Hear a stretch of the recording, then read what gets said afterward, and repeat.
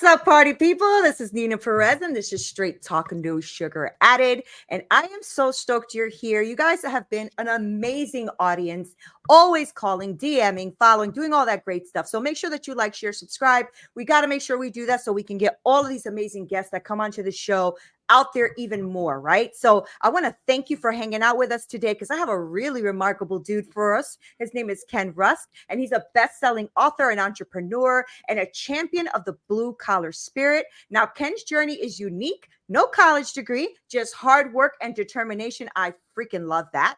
And after years of construction, he is now a highly successful entrepreneur and multiple thriving businesses.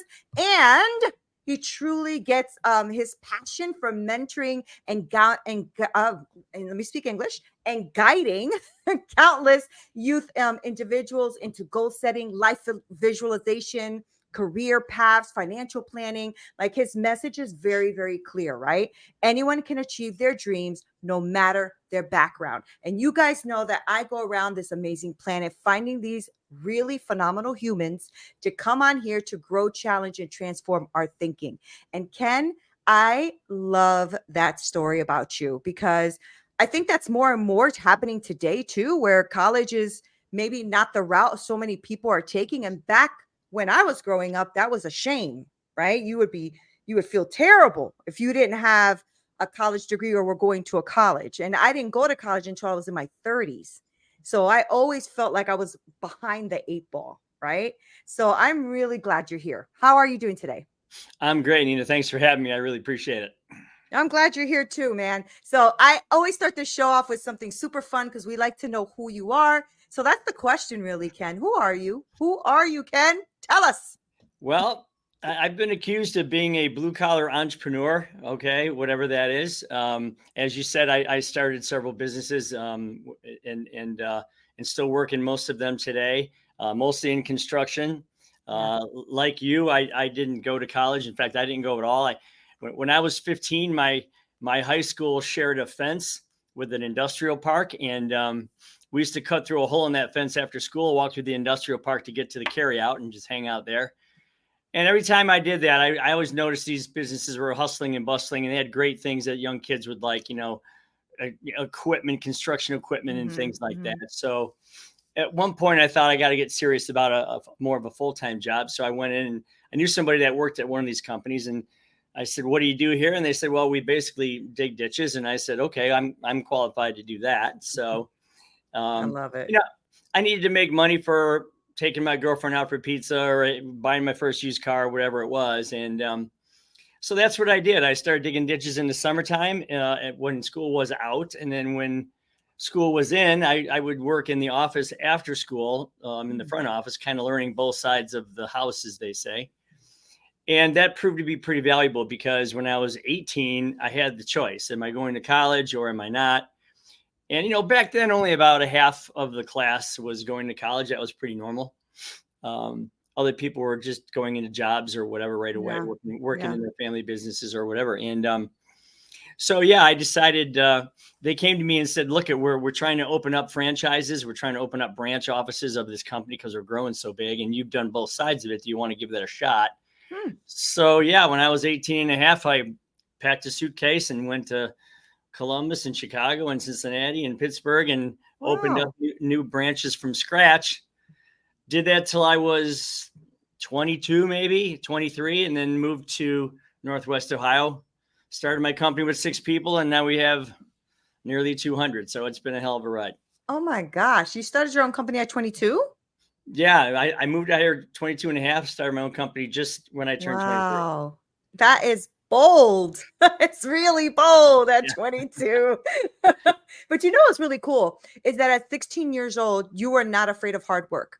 Like that's really impressive, right? And maybe not, I don't know. I'm 51, right? And we were younger. You just did that. That's just what you did. You worked hard. It was a part of our DNAs, what you did.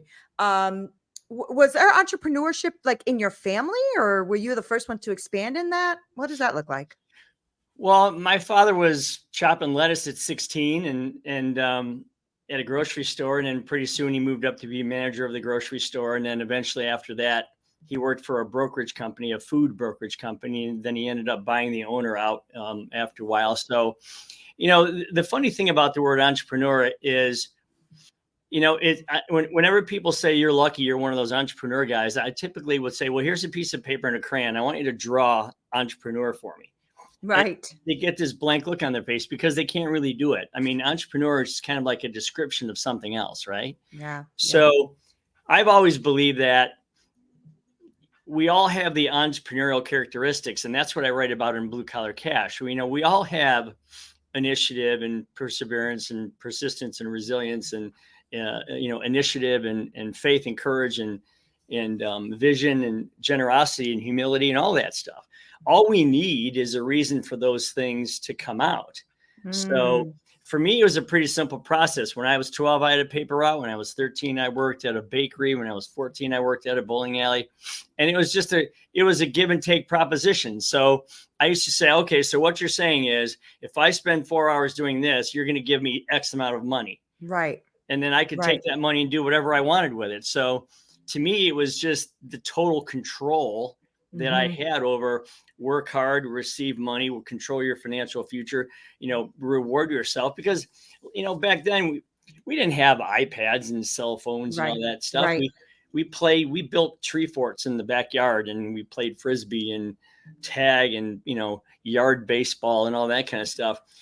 So, I had 4 brothers and we lived in a very small house in a small town in Ohio. And my parents, my mom stayed home like most moms did. And my dad went to work to try to pay for all of us. And, he could give us clothing and shelter and food and all that. But if we wanted something way beyond that, it was like, hey, you need to go find the money to get that. Yeah. So it became that kind of proposition for us growing up. But how did your mind shift though from I'm working for somebody, let them pay me, right? An employee, right? As opposed to 22-year-old going out to build your business. So what was that then?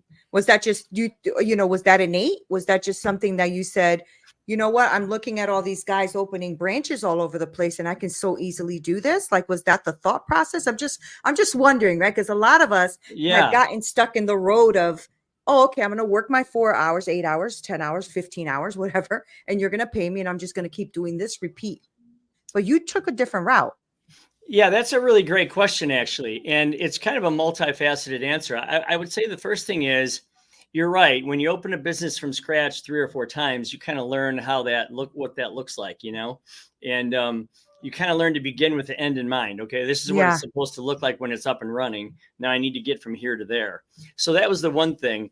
The other thing was, I had some pretty good examples. I mean, my father didn't have any money until he was, until I was like 17 or 18 or 19 years old. And he started to spend it a little bit and have some fun. And that was cool to watch. And the guy that I worked for was a pretty flamboyant guy from the time I was 15. And I got to see how he lived. And they had great vision and great things that they wanted to do with their lives. So, again, I think every one of us has the possibility to say, well, if I could draw a picture or build a puzzle or create a bunch of collage of magazine pictures of what I want my life to look like going forward 5, 10, 15, 20 years from now, then there's a lot of ways to get there. And I think, a funny thing happened along the way. So I had in my years of growing up, I remember working for a landscaper, and I remember at one point he gave me 2 new guys and said, okay, you're the boss now. So go run these guys and do what you got to do to make this job happen. And then I would do side jobs, and the side jobs were even cooler because I'm paying these guys $5 an hour, but I'm charging the homeowner $7.50 an hour for these 2 guys. Right. So I'm either on the job or at another job, and I'm making money in both places. Right. And that was kind of like, wow, they're happy. I'm happy. The customer's happy. This is a pretty cool formula. So if I could just expand upon that to 200 people, what could I accomplish? Right. And as long as everybody's happy in the process, I mean, it was great. And the good news is the American dream is not dead. And that process still works to this very day. I mean, it's a good process. let's just be real. It's a good process, right? And you could expand that way too, especially if you, like you said, you have people working on one site and then you're going to the other site and you're still making money on both sites. And that's a really beautiful thing. And I love that you said, there's magazines out there and TV shows and like, you can cut this out. You can put this out because I think people would immediately go to, oh yeah, but it was proximity, right, Ken? I mean, you were around these guys who were flamboyant and you saw your dad started to spend money. Like they can use that as an excuse to stay where they are. Great right? point. Yeah. Yeah. That's a And I great love point. that. Yeah. And that's where my mind was going. Cause I'm like, okay, it's not about proximity. I was going to say that the cutting out the magazine, but you beat me to it. Cause I was going to say, you know what, with all the technology, the phones, the TVs, the everything we have, there's no way you can't have vision if you don't want it. There's no way. Well, Right? and here's the thing about that. So thank you for saying that because that's exactly right. So when I teach this course that I've built about life visualization, when I teach it to kids, and when I say teach it, don't forget, I don't have any college. I don't have any training. I don't have any specialized training in life coaching. And I have no letters after my name. I mean, it's just me, right? But if you can get someone from the inner city to draw their favorite pickup truck in enormously cool detail, and then what their favorite house might look like and what their favorite pet might be, dog or a cat, what color, what would you name it? Their favorite vacation, their favorite charity moment, their favorite sport or hobby. If you can get someone to draw that out with, and we use crayons because the last time you held a crayon in your hand, you were probably 5. You were probably at your most innocent and stress-less point of your life, and yet your most creative time. So we get people putting crayons in their hands and making these drawings all the time because when you take that vision from your brain and put it down on paper, you've manifested it into something real. You've created a brochure for your own life. And anyone who's ever held a car brochure in their hand, they open up the pages and they go, wow, not only is the car cool, but here they're going to the beach with it. And here they're hauling lumber with it. And here they're, driving down the beautiful boulevard with it, with their friends. So it's not the thing, it's the memories that you get from those things. Yeah. So yeah, anyone can do this. I mean, Elon Musk is a brilliant guy. The only reason that one of the reasons that makes him so brilliant is the fact that he accesses the visual side of his mind constantly. But guess what? That's free. It requires no training, and we can all do that. Right. I'm not saying he's not talented, and he's an enormously talented human being. There's no question. And he's smart. But when it comes to visions and dreams and hopes and those kinds of things, we all have the ability to do that. Yeah. And it doesn't require any training whatsoever. So get that side of your brain working and watch out. You won't believe what happens. Yeah, and it's going to take a lot of self-awareness and introspection and really looking at yourself too, because the reason I say that is because there is such a thing as trauma, right? People do have trauma in their lives. Sure. And at some point, you can't keep being a victim of the trauma. You just can't. And I mean, that's at least, let me just speak for myself. That's my story, right? I had a lot of trauma in my life. And for a long time, there was no vision. It was just work and die. You know what I'm saying? Like work your tail off and then just die. And I was like, no, I have so much more in me and so much more people that need to hear what I have to say. Like I can't keep doing that. So I started doing what you're talking about. I started to think about, but what if I wanted something? What would that look like? Well, and I used to say, I don't know. Well, if you did know, this is me talking to myself. If you did know, what would that be? I didn't even know I was coaching myself, 20 something, 30 years ago, but I was. And, it's amazing. And I love that you're doing that because one of the things that I love about what you just said too, is that you just like pretty much drew out your brochure, right? Now you've elevated that, Ken. I don't know if you realize that, but you elevated even the description of what they're doing, right? Because you could easily say, oh, it's just a picture. Right? You just drew a picture, but you said brochure. That's a whole different thing. Well, yeah. And I think what's important is, I remember talking to Tony Robbins' son, Jarek Robbins, and one of the things that he said, which was shocking to me, which I loved because I had been searching for this information, was, a lot of times you say, well, what you focus on, your brain attracts itself to, or, what you focus on, what you see, you can do. If you can see it, you can achieve it. You hear all those things, but you wonder what the science is like behind that, right? Well, he explained it to me recently, which is something I thought was brilliant. And what he said was, the more you see something, okay, like I know we're on video, but here, this little car, okay, let's assume that's a goal of yours.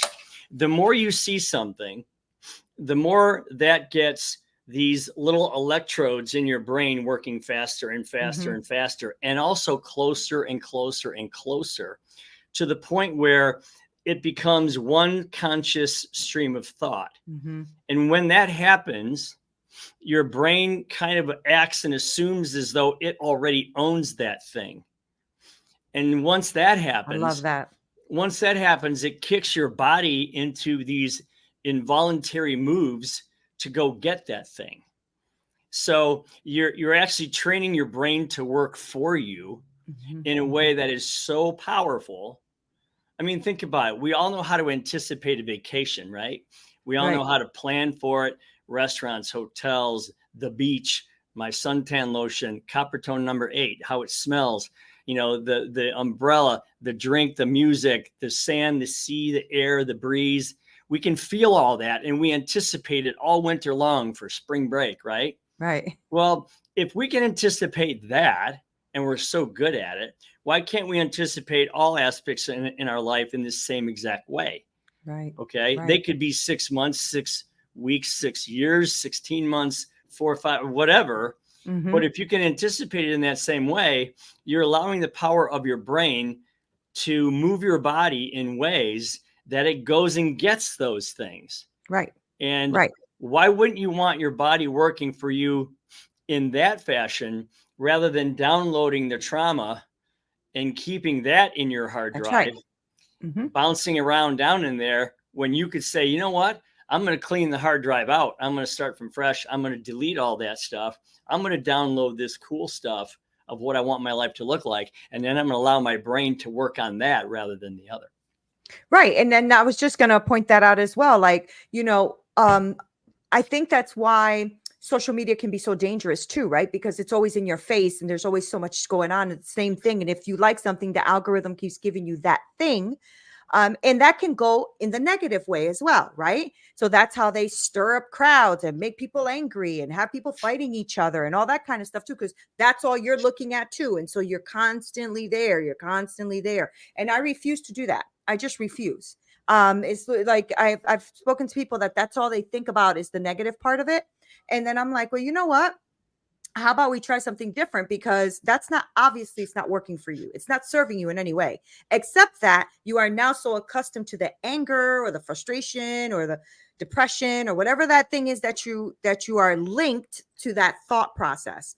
And I love what you're saying, because what you're saying is we don't have to stay where we are. We literally can renew the program and the mind and shift and be completely different from yesterday to today, right?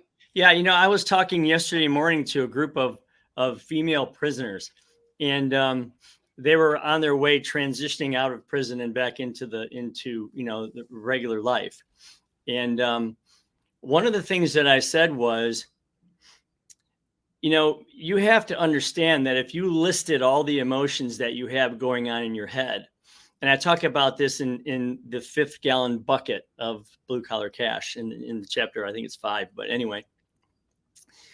One of the things you have to understand is that if you have frustration, fear, and anger, there is no room to call in joy and anticipation and admiration and curiosity. If you have those emotions, they can't both exist in the same head at the same time. So the clearing house is a very mechanical thing. You literally have to list all the negative emotions that you experience and all the positive ones that you know are out there, you know, happiness and joy and again, curiosity and wonderment and admiration and, you know, all those kind of discovery, all those kinds of things. You need to list those both out, and you need to say, okay, I'm going to replace this one with that one and this one with that one and this one with that one. And you can actually mechanically do this and your brain will react to it. I mean, if you decide that, you know, past trauma is enough, okay, then you're getting rid of that memory, whatever emotion it puts into you. You're deciding to get rid of that emotion. And we have to remember that emotions are a choice. even if somebody slaps you across the face and you get angry, that's still a split-second choice. Yeah. Yeah. Yeah. Okay. So harder to do than just getting rid of maybe, jealousy, but Right. you still have to recognize that you're making an actual choice. So first thing you have to do is clear your mind so that some of these spontaneous and creative thoughts can come flowing back in, like what I want my life to look like. And then recognize that you control your input, you control your output, you control the quality of that output, you control your day, your time, your schedule, your financial gain. All those things are within your purview if you allow it to happen. And that's why when I talk to people, I would say, look, you can't let society tell you who you are. You can't let your parents or your teachers or your guidance counselors or your friends or your enemies tell you who you are. I mean, ask all of them if they know your favorite color, your favorite food, your favorite car, your favorite pet. Ask them if they know that. They don't know that, but you do.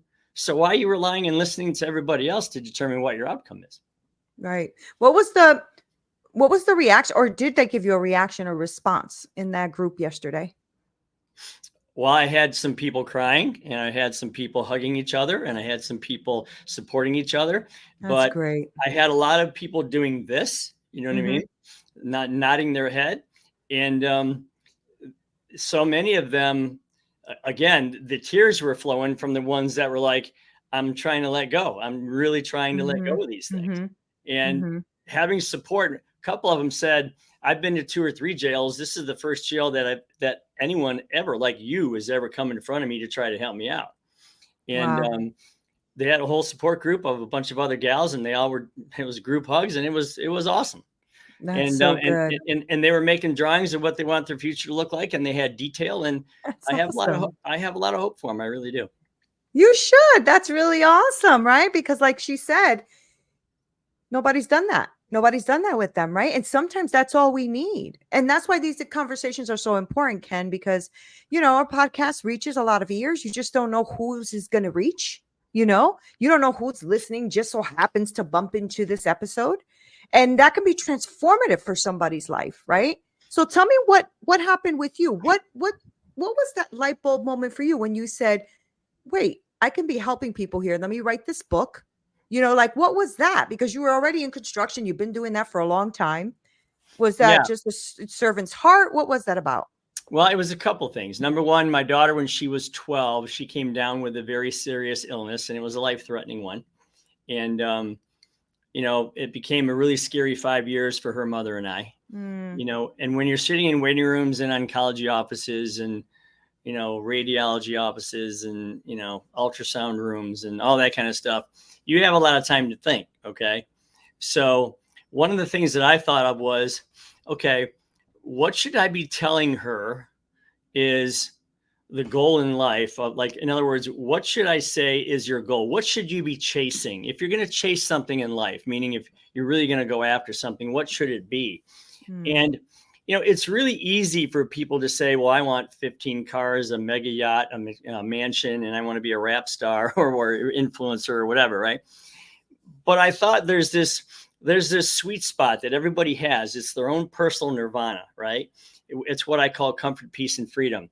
And they all have the ability to say, man, if I could live like that, here's my brochure. If I could live like this brochure that I created, that would be really cool, And I'm happy to say that she's healthy today. In fact, she's going to have. I was going to ask you. She's going to have a little baby girl here next month. So so cool. That was a long time ago. But so that's what kind of started this whole process.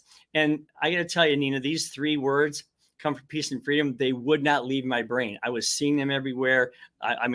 It's almost like if you flipped over a box, those words would be sitting there. Wow. And so that started it. But then the fact that I had coached, involuntarily coached all these people for 30 some years in my office. I've interviewed 2,500 people in my lifetime. Right. So wow. If you think about, having a staff of 200 and helping them live their lives, because my motto is I can't get what I want, nor can my company get what it wants or needs until all of you get what you want first. And it's true. So I started building these processes for coaching and developing culture around the business, and, staying power and loyalty and entrepreneurship and rewards and all that kind of stuff. And I had some stuff that was really working in a cool way. And actually my wife said to me, you should really get this message out beyond the four walls of your building there. So I started writing down stories and thoughts and stories of friends of mine that were entrepreneurs that came from horrible circumstances to win in life. And Nicole's story and everything else and how inspiring she is. And it's just, 80,000 words later and one very sore wrist. I wrote it all out with pens. Wow. That's where it went. And it became a bestseller last fall. And I'm wholly blessed, eternally grateful. I didn't think the book would go 10 feet, much less the 10 miles it's gone. Right. Oh man, that's so beautiful. And I'm picturing you like handwriting it. I think that's so powerful. Yeah, there's a lot of that. It's powerful, right? Because when you're writing it yourself with your own hand to paper, there's something different to that than actually writing it on a computer. That's why when I journal with my hand as well, instead of typing into my computer what my journal is. It's a great point. It's a great point because I found that I couldn't write with a keyboard. I literally couldn't do it. I couldn't get the thoughts to roll. And if I did, I'd type 3 words and have to erase 2 of them because I'm not a good typer. So I remember being on an airplane and I have 12 legal pads, right? Full. Wow. And I'm writing on this legal pad and the guy next to me says, "What are you doing?" And I says, "Well, I think I'm writing a book." And he goes, "Okay, but like you're writing it? We have these I know, that's what I mean. And I said, "I know, but that's just the way I roll." So thank God my daughter took all my scratchings and just literally, I would say them to her and she would just type them out. And there we were. Wow. Wow. Well, congratulations on your grandbaby coming. That's awesome. About that. Thank you. I really awesome. We're excited. Your first baby girl or your first granddaughter? It is. It's the first one. And I'm thrilled with everything except the name Grandpa, because I don't feel like I'm a grandpa yet. So I think we're going to go. Name. I think we're going to go with Pops. So we're going to see how that works. So cute. And let me tell you something, Ken, it's not going to matter, because if the grandbaby looks at you and says, "Grandpa," you're going to melt. That's not even going to matter. Yeah, I know. Right? I'm sure you're right there. Everybody says it. I'm sure that's true. The cool thing is that your baby's having a baby, and through that hardship and that hard time is when this inspiration came out to bless so many people. And I feel like, when we go through those hard times in our life, right? I don't know if you are a believer in God or not. I believe in God. Yeah. I just feel like there is these moments that God is holding us through, these tough times. And then we take that and we impact someone else. And all of that to then yesterday impacting women in a prison. Yeah. You see what I mean? Like, that could have been something different, Ken. You could have been still working in construction somewhere had that not shifted your life. Well, that's exactly right. And, I grew up Catholic. I grew up being scared of the priests, you know what I mean? Because they were gonna, and the nuns, they're going to hit me with a wooden spoon and all that other kind of stuff. I got plenty of that. Yeah. But I always kind of knew that, there's somebody out there watching, and if you do the right thing, they'll know. And if you don't, they'll know. And, it's interesting because I've had enormous success, and I don't want to say I'm lucky because I worked hard for it, but I was opportunistic. Okay. Mm-hmm. I was aware, and I'm eternally grateful for that. And I've given back. I've given back forever. I've given back to charities in my time, my talent, and my treasure. Not only me, but my staff. We've been doing that for 30 years. And I just totally believe in, you never do charity because you're going to get something back. I don't like those auctions, because you auction some, you buy them, you donate the money, but then you get a trip to Cancun. That really, to me, doesn't really work. But yeah, it just seems like the more you give, the more somebody seems to bless you. And I can't put my finger on it, but it just kind of works out that way. It just does. It's such a beautiful thing. So are you currently working? I know you have your book out and everything, and you still have your big company and everything. So are you working with people? Are you doing coaching, or what does your business look like right now on that other side? Well, I still have 200 people here to coach, which is fun. I love it. Yeah. We do it every single day. And That's awesome. I also work with junior achievement. I work with boys and girls clubs. Again, I got into this women's prison. I don't know how it happened, but it's been a blast. I've loved it. You were meant to be there. Yeah. And there's a lot of other things. We're getting ready to do some stuff with military people that come out of service, because so many of them wait till they get out of the service to figure out what they want their life to look like. And I'm saying, let's talk about that while you're dodging bullets, not after you dodge bullets. Yeah. You know what I mean? Let's talk about that the whole way through, so that when you get out, you're not lost. Mm-hmm. And so I have a couple of colonels who are helping me work on a program to help, people that come out of service, and because they deserve everything. They deserve everything. They deserve everything we could give them. I mean, everything. I 100%. I'm Yeah. with you. My husband was in the military. My father, he passed away, but he was a vet. My uncle was a vet. I am big on military. I love it. I was speaking to someone. I should probably connect you with him. He was on my show. He was in the service for over 20 plus years. And he's actually doing some of what you're talking about. So he's trying to help vets to transition into something better, because a lot of them come out and we forget that they've been in the service for 20 something years. Sure. And they sometimes forget what it is to pay a bill on their own, or have money, or go get a mortgage or any of that kind of stuff. So exactly. I don't know if you're looking for like people to connect with, but I think he'd be somebody amazing to connect with. Absolutely. I mean, we're getting ready to do some filming in New York in December, and Fox News is going to help me a little bit with the promotion of it, and it's just been great. I've been very lucky. I've been on Fox and Friends. I've been on Tucker Carlson. I've been on Dana Perino and all these other things. And again, it is incumbent upon anybody, whether you are successful or not, to turn around and say, how can I help the people behind me? How can I shorten their learning curve? Okay. Yeah. That's, we're made to learn, to do great things and to achieve great things, and to gain whatever wealth we can in a safe and responsible and a moral and ethical way. That's true. But we're also designed to teach and to turn around and help, and to say, hey, I did it this way. This might work for you. If it cuts 3 years of heartache out of your career, let's do it. And so it's been fun. Yeah. I mean, it has been fun even just speaking to you. You are really such a great inspiration, and I really love speaking with you. And I want people to understand all the takeaways, because you've left so many on the table here for them, right? Like writing out their vision and knowing who they are, and hard work has a lot to do with this too, like putting in your work and having action, right? Being respectful of others, having morals, like all of this is all, and I'm sure when I rewatch this, I'm going to get a lot more, because you've left so much on the table here. And so before I let you go, which I don't really want to, before I let you go, Ken, because I know you have a life, so let me let you go. But how do people get your book, or how can they connect with you, or maybe even help you with some special projects you have going on, or follow you? Give me that kind of stuff. So all of my socials, because I'm a little bit older, I have somebody that helps me do that. I have a team of guys and they're great people, and we have a lot of fun with it. All my socials are at Ken Rusk Official. Okay, great. My website is kenrusk.com, and there you can buy the book and you can get the course. And when I say course, it's literally 8 45-minute sessions. You could do it in a weekend, or 8 weeks, or 8 days, or whatever you want to do. Mm-hmm. But I wanted to make sure that if you read the book, or even if you don't read the book, if you just reference the book, it changes your life today, not 6 months from now, not someday, but today.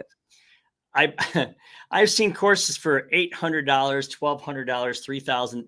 No, I priced this at $129. That gives you a free $25 book. And if you do it, I tend to donate most of the money to charity anyway. So you can find that at kenrusk.com. And I hope people take advantage of it, because I've been doing this stuff for 30 years with people in all walks of life, and it really works well. That's really, really awesome. I love that you did that, and I love that you offered that. And what's the name of the program? It's called The Path to a Successful Life, and you can find it. It's on the course button at kenrusk.com. Okay. Ken, thank you so much for hanging out Yeah. with me and for sharing so much knowledge. And these are the conversations I love to have because I know that my audience is going with a bunch of takeaways. And that is always so like inspiring and powerful, powerful to me because that is the premise of the show, is to grow, challenge, and transform people's thinking. And I know you did that today. So thank you for being here and hanging out with me. I'm really grateful. Thank you. Well, thanks for having me. And I know this went by really fast, so I'm happy to come back anytime. And I mean that when I say it. So if you want to do this again in a few months or whatever, just let me know. I'd be happy to do it. Heck yeah. Listen, I mean it when I say it too, because not everybody gets re-invited. So you're welcome back, Ken. You're welcome Thank you, back. Neena. Thank you. Guys, thank you so much. He left so much gold on this episode. I'm going to make sure to link all of his information below because you guys got to go pick up that book. You got to hang out with him. You got to go get that course. Do it. Okay. Like he said, not in a year or two from now, you can start changing your life today. And even with just some of the things that he left just in this episode, I know you can do that today. So go ahead and start getting that creative juice going in your brain. You don't have to be stuck anymore. Get yourself moving forward because the world needs you and it needs to hear what you got to say. Thank you guys for hanging out. Like, share, subscribe, share for whoever you think will even benefit from all of this, which is probably all of us. I love you guys, and I'll see you on the other side. Until next time.